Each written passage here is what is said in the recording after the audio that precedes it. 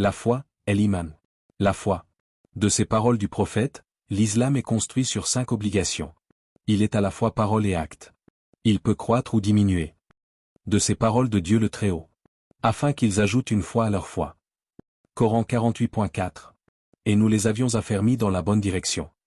Coran 18.4. Dieu fortifie encore davantage ceux qui sont dans la voie droite, en leur accordant une bonne direction. Coran 19.76. Ceux qui sont dans la bonne direction seront encore mieux dirigés par Dieu qui leur donnera la piété. Coran 47.17. Pour que grandisse la foi de ceux qui ont cru. Coran 74.31. Qui de vous est grandi en sa foi par cette sourate?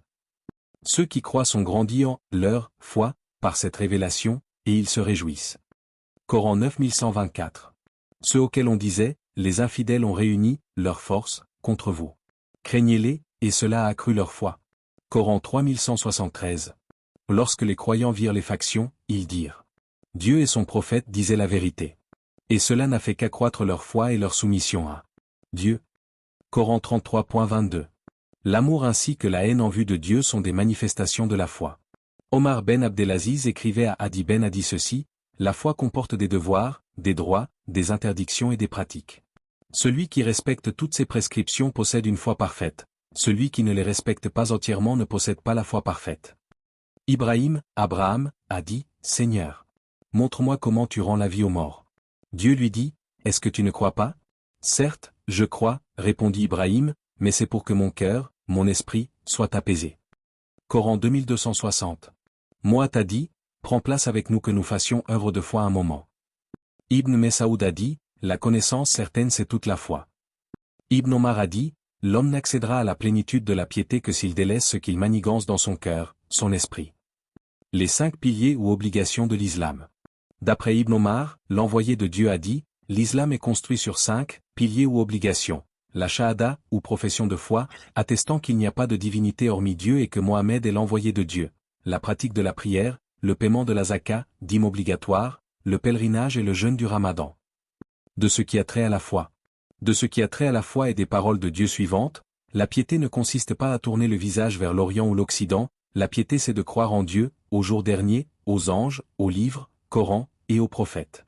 Est pieux celui qui pour l'amour de Dieu donne de son bien à ses proches, aux orphelins, aux pauvres, aux voyageurs, aux mendiants et pour le rachat des captifs.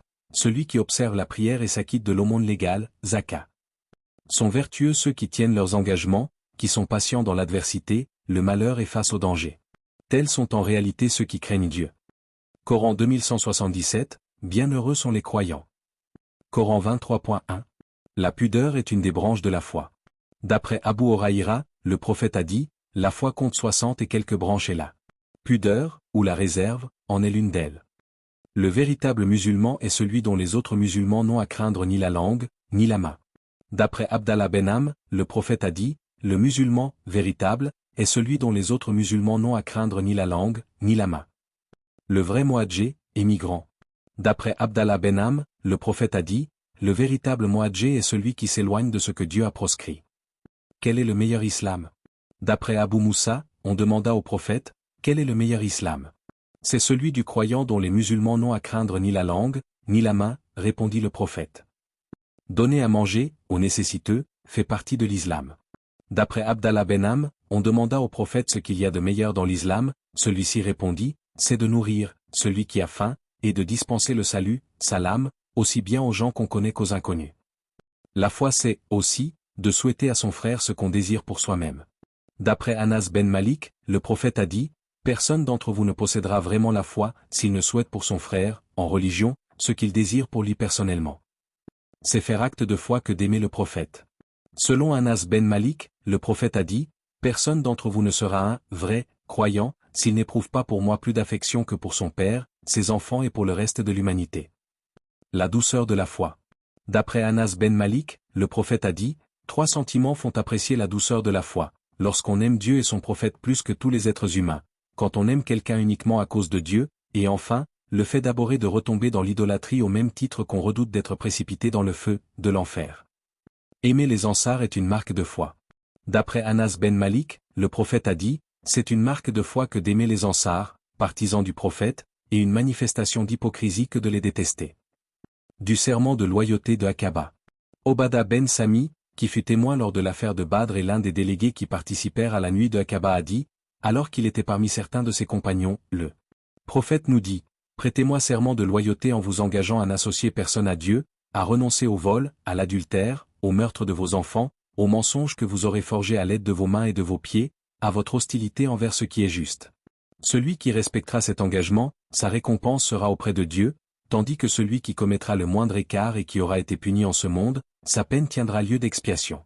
Enfin, celui qui commettra une fraction et que Dieu aura préservé en ce monde, il appartiendra au Seigneur de lui pardonner s'il le veut ou de le châtier, s'il le désire. C'est ainsi que nous fîmes acte d'allégeance au prophète, conclut Obada.